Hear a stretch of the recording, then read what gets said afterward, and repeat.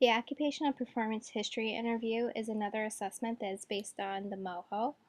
It has three different parts. The first part is a semi-structured interview that's going to explore the client's occupational life history. The second part would be the rating scale, where the OT would be able to measure a client's occupational identity, occupational competence, and the impact of the client's occupation on their environment.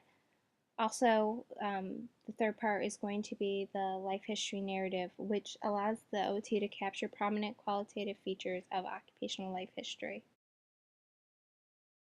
There are 5 different interviews that you could do. The first one is occupational roles, or how the client is actually involved in the occupations.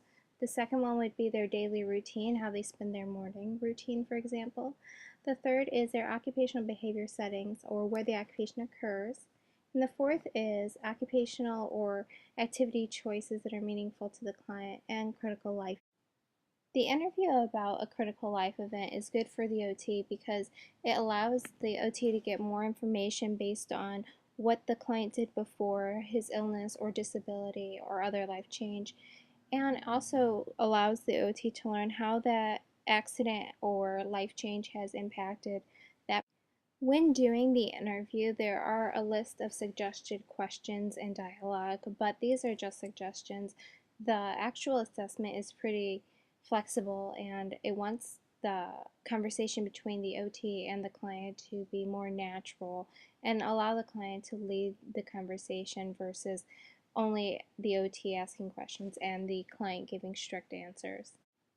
So the rating items on the 3 subscales is based on a 4-point rating system, 4 being high and 1 being low. A 4 would be exceptionally competent in occupational functioning.